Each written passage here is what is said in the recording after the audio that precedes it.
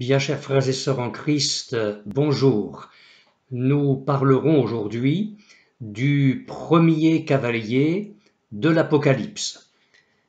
Dans le chapitre 6 de ce livre, l'ouverture des 4 premiers sceaux détermine l'apparition d'un cheval monté par un cavalier.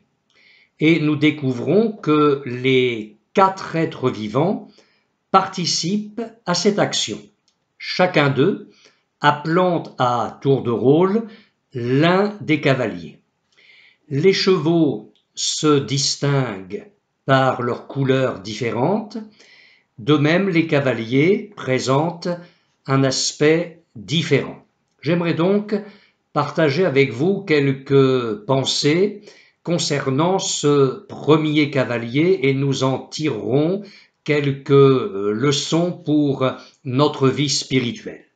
L'apôtre Jean écrit au chapitre 6, les versets 1 et 2, « Je regardais quand l'agneau ouvrit un des 7 sceaux, et j'entendis l'un des 4 êtres vivants qui disait comme d'une voix de tonnerre, « Viens !» Je regardais, et voici parut un cheval blanc. Celui qui le montait avait un arc, une couronne lui fut donnée, et il partit en vainqueur et pour vaincre. Alors, qui est ce premier cavalier de l'Apocalypse? Certains pensent qu'il se distingue si nettement des 3 autres cavaliers qu'il est tout à fait impossible de le confondre avec eux. Il monte sur un cheval blanc et les commentateurs font alors remarquer que dans toute la parole de Dieu, ce qui est vrai, le blanc est symbole de pureté et que les exemples abondent, et là aussi c'est vrai. La tenture blanche entourant le parvis du tabernacle, les sous-vêtements des sacrificateurs et bien d'autres exemples de la parole de Dieu pourraient être cités ici. À cela, il n'y a aucune exception, le blanc est bien dans l'Écriture symbole de pureté.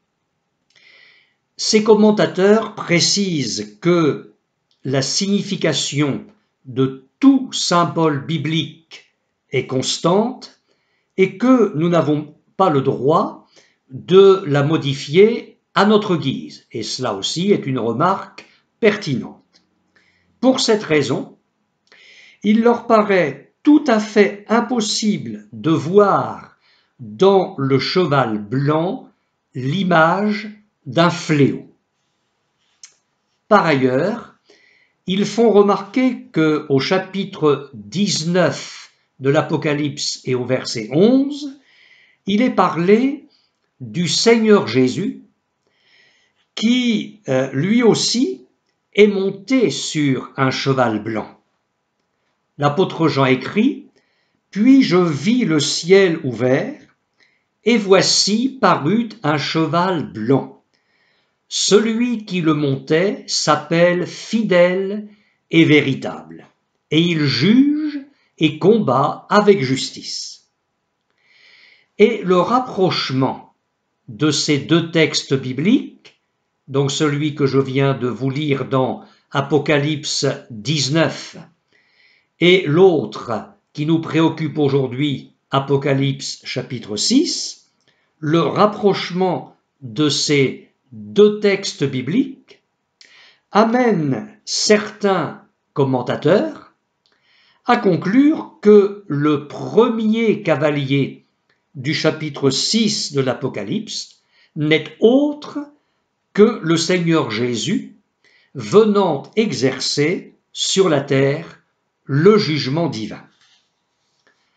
Un autre argument avancé pour renforcer cette interprétation, il est écrit « Une couronne lui fut donnée ». Couronne-t-on un fléau ? Demande-t-il. Cela aurait-il un sens ? et ils font alors remarquer que pour les 3 autres cavaliers, qui sont réellement des fléaux, il n'est nullement question de couronne. De plus, il est écrit « Il partit en vainqueur et pour vaincre ». À quel autre qu'à Jésus pourrait convenir une semblable expression?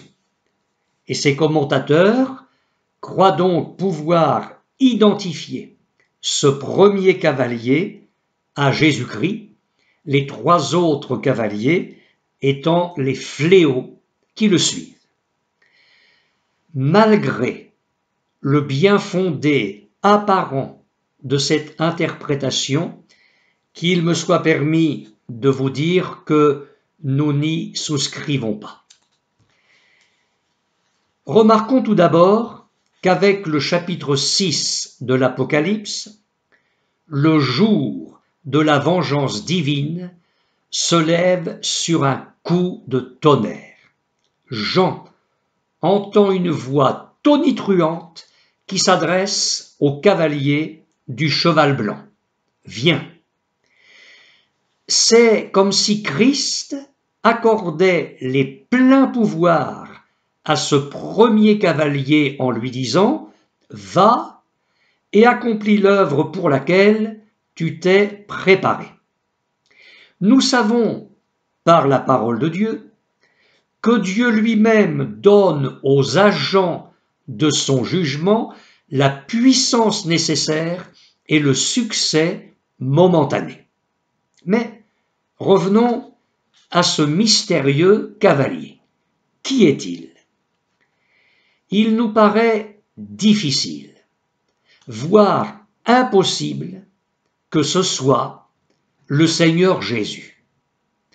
Parce qu'il ne peut pas être à la fois l'agneau de Dieu qui va ouvrir, qui va rompre successivement les 7 sceaux, et être en même temps le cavalier du cheval blanc. D'autre part, il apparaîtrait étrange que Christ vienne sur l'ordre de l'un des 4 êtres vivants. Jésus n'a d'ordre à recevoir d'aucun être céleste, excepté Dieu le Père. Par ailleurs, Jésus, nous le savons, est déjà couronné. Et il l'est de quelle manière? Or, ce premier cavalier reçoit une couronne. À propos du Seigneur Jésus, il est écrit dans l'Épître aux Hébreux, « Mais celui qui a été abaissé pour un peu de temps au-dessous des anges, Jésus, nous le voyons couronné de gloire et d'honneur à cause de la mort qu'il a soufferte, afin que, par la grâce de Dieu, il souffrit la mort pour tous. » Épître aux Hébreux, chapitre 2, verset 9. Il n'existe donc pas de couronne qui puisse encore rehausser cette gloire parfaite. Certains, je le signale au passage, ont vu dans le cheval blanc le symbole d'une nation qui déclencherait une prochaine guerre mondiale. Même si la couleur peut étonner, parce que le blanc donne une idée de paix. Cela laisse supposer, disent-ils, qu'il s'agira d'une nation pourtant pacifique, mais qui, par peur, intimidée par des menaces ou contrainte par quelque engagement politique envers un pays en guerre, s'engagera dans le conflit et lui donnera de terribles proportions. Eh bien, une telle interprétation reposant sur des suppositions arbitraires nous semble peu recevable. J'aimerais maintenant insister sur la séduction satanique qui va s'abattre sur le monde. Et il nous faut examiner le texte biblique de près. À propos du cheval blanc, les généraux qui faisaient à Rome leur entrée triomphale montaient sur un cheval blanc et portaient une couronne. Et nous avons, dans ce verset de l'Apocalypse, la pensée évidente d'une puissance conquérante, dominatrice, victorieuse. Nous pensons bien plutôt que le cavalier du cheval blanc représente, et je vais essayer de le démontrer, la séduction satanique dans toute sa perfidie. Pour ne pas dire le grand séducteur lui-même, l'homme de péché qui vient et auquel le diable va donner sa puissance, son trône et une grande autorité. Alors il est vrai, et nous n'allons pas contester cela, que le blanc, comme nous le disions, est symbole de pureté dans toute l'Écriture, mais il est vrai aussi que le diable veut toujours persuader ses victimes de la pureté de ses intentions. Et la séduction est son arme favorite. Le diable imite depuis toujours ce qui est divin.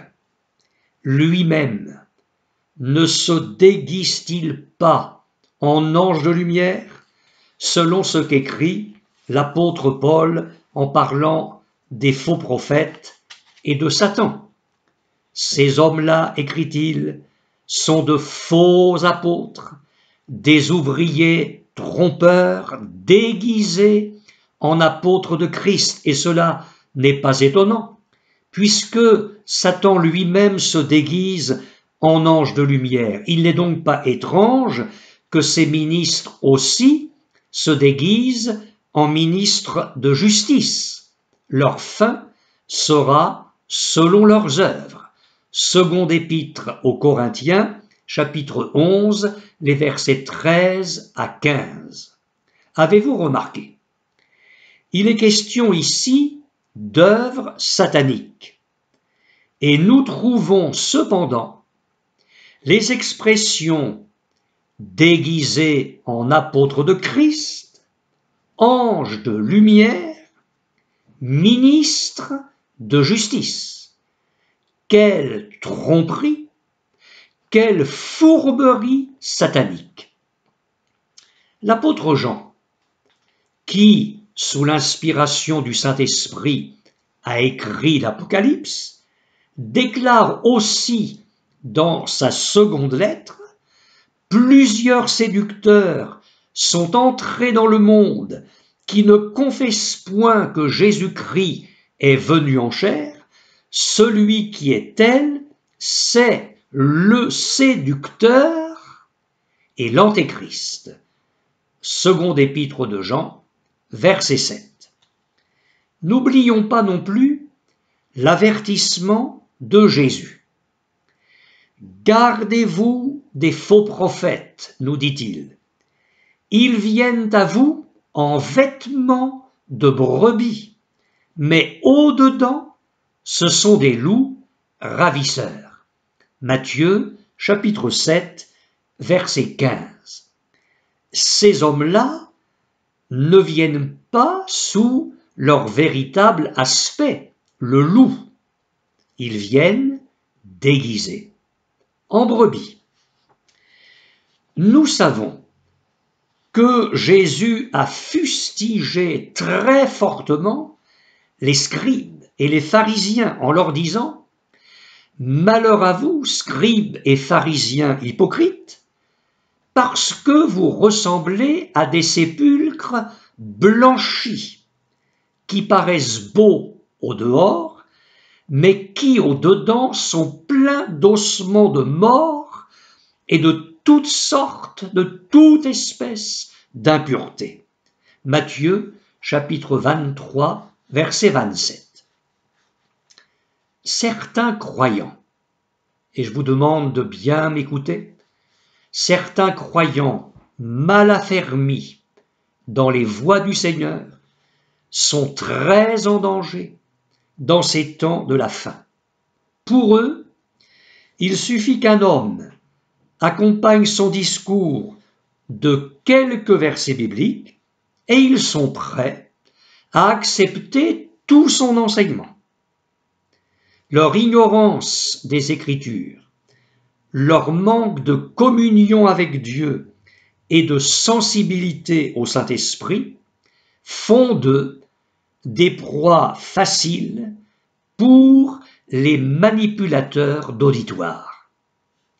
Attention, le blanc apparent, le blanc de surface, le cheval blanc qu'enfourchent certains responsables spirituels aujourd'hui, n'est pas le signe infaillible de la vérité et de la sainteté, loin s'en faut. L'Église d'aujourd'hui ne doit pas être constituée de moutons de panurge, mais des brebis du Seigneur qui connaissent sa voix et qui de ce fait ne suivront pas un étranger parce qu'elles ne connaissent pas la voix des étrangers. Pour certains chrétiens, le fait qu'un homme soit gentil, distrayant, et qu'il ne soit pas trop exigeant dans son enseignement, leur suffit pour le suivre, comme je les plains. Bien-aimés frères et sœurs, cherchons de plus en plus le discernement spirituel et la capacité d'éprouver les esprits pour savoir s'ils sont de Dieu.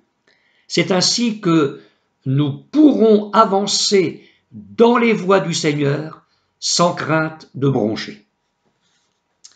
Le monde s'en va vers des temps effroyables. Pour avoir tourné le dos à Dieu le Père, à son Fils bien-aimé et au Saint-Esprit, les hommes ouvriront tout grand leur cœur à la Trinité satanique. Et je n'exagère pas du tout. La Bible, en effet, parle de cette Trinité infernale. Lorsque l'Antéchrist va régner, il y aura sur la terre une Trinité satanique. Elle sera constituée d'ailleurs à l'image de la Trinité divine. Satan, d'abord, appelé par Jésus le père du mensonge. Vous avez pour père le diable, disait-il à certains juifs, et vous voulez accomplir les désirs de votre père. Il a été meurtrier dès le commencement et il ne se tient pas dans la vérité. Parce que il n'y a pas de vérité en lui. Lorsqu'il profère le mensonge, il parle de son propre fond, car il est menteur et le père du mensonge. Jean chapitre 8, verset 44. Donc, le diable, père du mensonge. Ensuite, l'Antéchrist, que l'Écriture appelle le fils de la perdition. Il faut que l'apostasie soit arrivée auparavant et qu'on ait vu paraître l'homme du péché, le fils de la perdition, l'adversaire qui s'élève au-dessus de tout ce qu'on appelle Dieu ou de ce qu'on adore, jusqu'à s'asseoir dans le temple de Dieu, se proclamant lui-même Dieu. Seconde épître aux Thessaloniciens, chapitre 2, les versets 3 et 4. Nous pouvons dire que le Père céleste a a envoyé ou qu'il nous a donné le Fils de la rédemption. Eh bien, le diable, père du mensonge, va donner au monde le fils de la perdition. Enfin, un puissant esprit d'erreur va séduire les hommes par des miracles mensongers, selon ce que déclare l'apôtre Paul. Et je le cite. L'apparition de cet impie, donc l'Antéchrist, se fera par la puissance de Satan, avec toutes sortes de miracles, de signes et de prodiges mensongers, et avec toutes les séductions de l'iniquité pour ceux qui périssent parce qu'ils n'ont pas reçu l'amour de la vérité pour être sauvés. Aussi, Dieu leur envoie une puissance d'égarement pour qu'ils croient au mensonge, afin que tous ceux qui n'ont pas cru à la vérité, mais qui ont pris plaisir à l'injustice, soient condamnés. Seconde épître aux Thessaloniciens, chapitre 2, les versets 9 à 12. Nous savons que le Saint-Esprit a appuyé, en quelque sorte, le message de l'Église par des signes, des miracles et des prodiges venant de Dieu. De la même manière, le diable accompagnera la séduction de l'Antéchrist par des signes, des miracles et des prodiges d'origine satanique. Frères et sœurs en la foi, nous devons nous tenir sur nos gardes. Le Seigneur Jésus a prévenu ses disciples de ce que la séduction précédera tous les autres signes des temps de la fin, et nous en avons parlé la fois dernière. Jésus a dit « Prenez garde que personne ne vous séduise, car plusieurs viendront sous mon nom disant « C'est moi qui suis le Christ », et ils séduiront beaucoup de gens. » Matthieu, chapitre 24, les versets 4 et 5. Le peuple de Dieu doit être bien conscient que cette apostasie mondiale doit se manifester avant l'avènement de l'Antéchrist. Dieu nous a avertis que les temps d'apostasie seront marqués par la séduction, une séduction déployée sous ses formes les plus perfides. Si Satan imite Dieu, alors ses agents peuvent se donner l'apparence de Christ, ce qui est déjà le cas aujourd'hui. L'esprit de l'Antéchrist s'infiltre dans les églises, comme au premier siècle. Il s'invite sur les estrades, sur les scènes, devrais-je dire, de vastes lieux de réunion.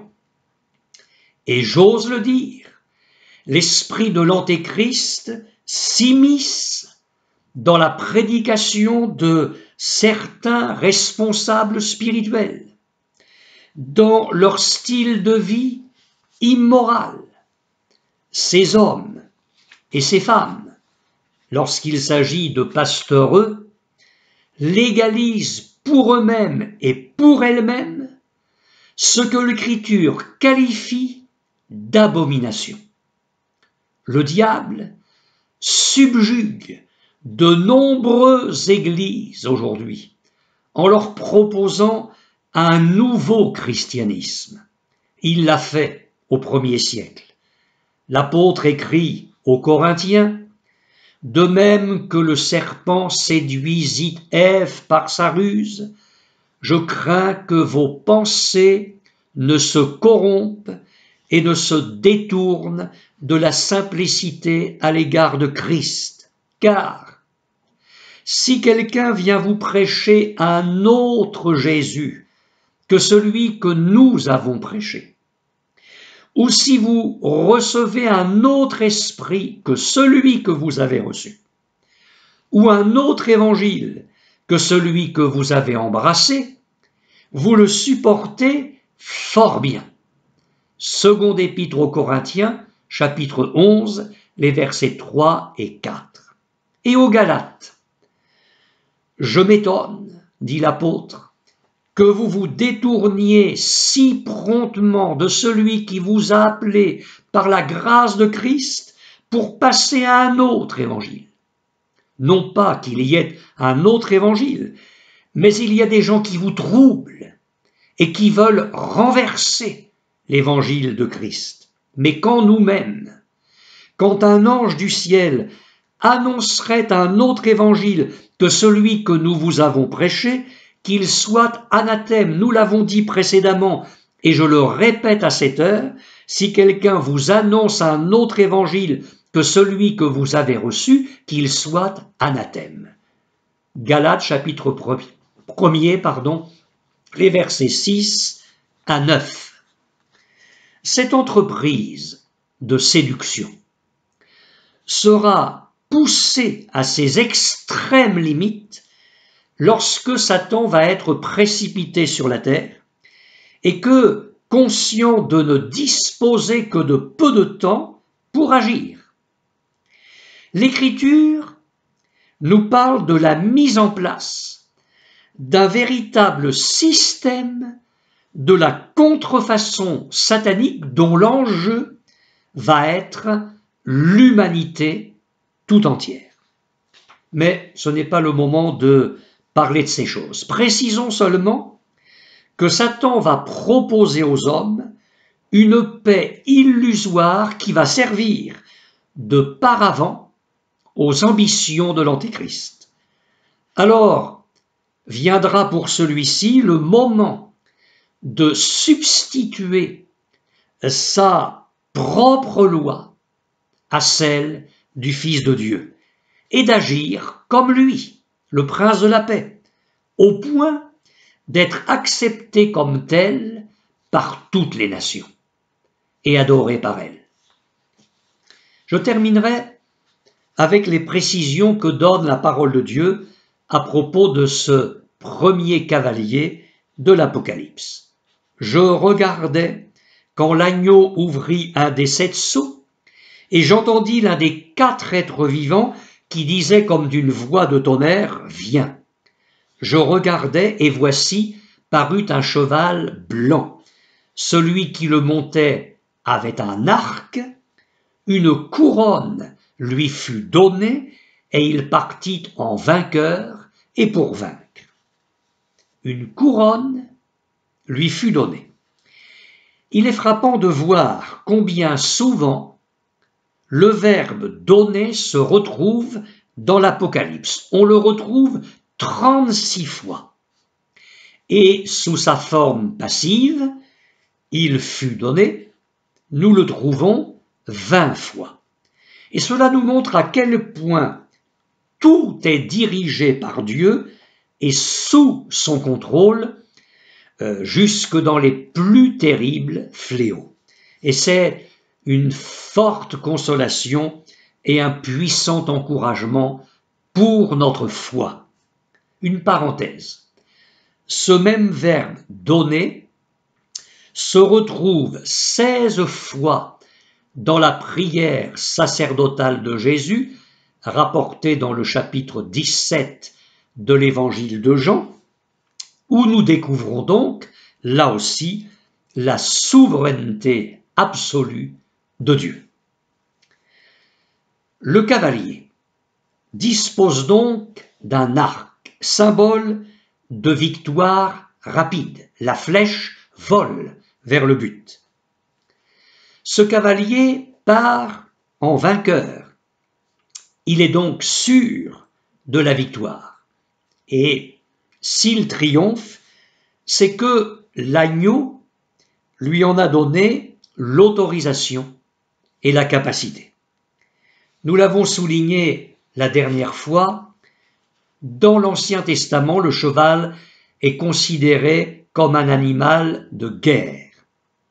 La monture usuelle et même royale était l'âne. Jésus est entré à Jérusalem sur un âne et personne ne s'en est étonné.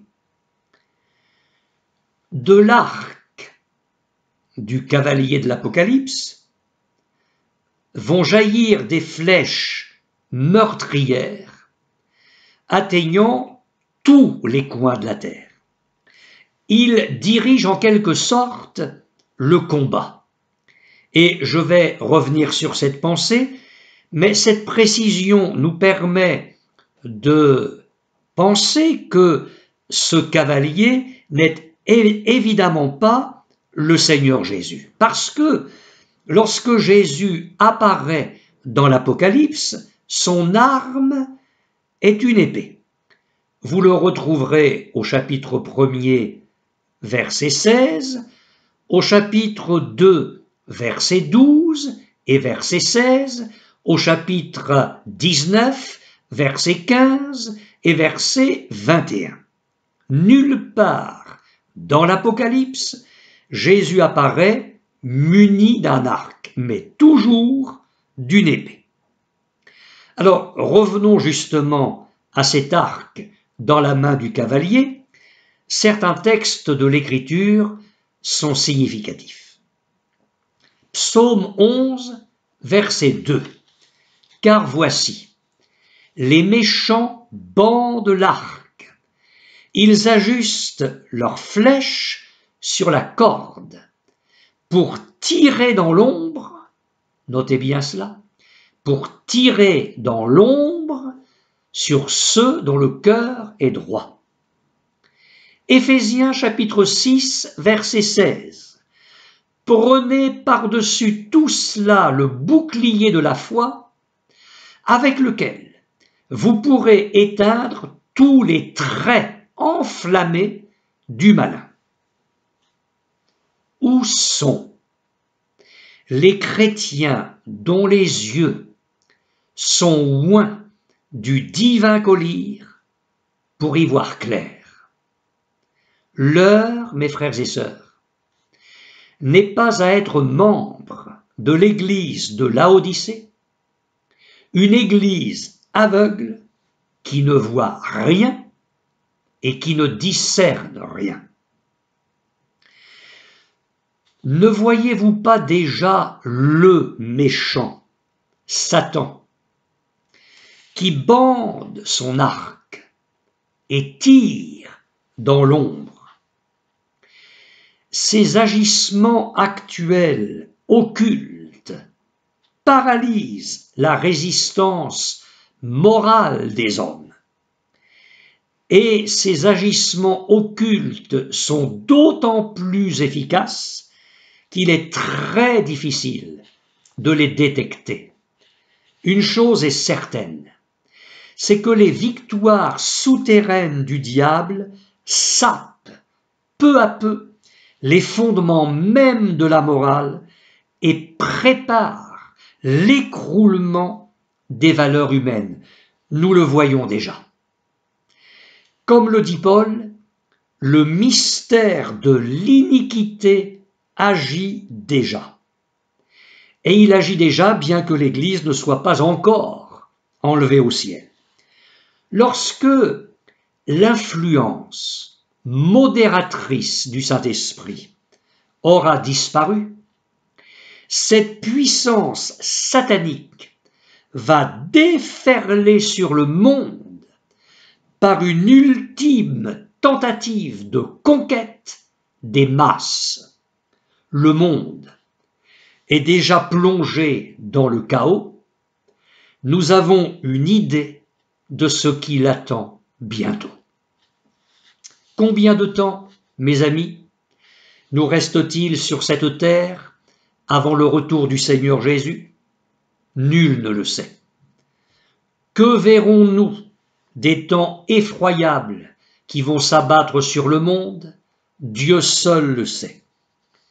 Je voudrais conclure en citant le pasteur David Wilkerson. Si nous devons affronter la tempête à venir, il nous faut être préparés, afin que rien ne puisse troubler notre esprit. Le seul moyen est de passer du temps dans la présence du Père et de contempler sa face. Il nous faut nous enfermer avec lui sur nos genoux, pratiquer sa présence, le chercher jusqu'à ce que nous soyons parfaitement persuadés de le savoir à notre droite. Amen.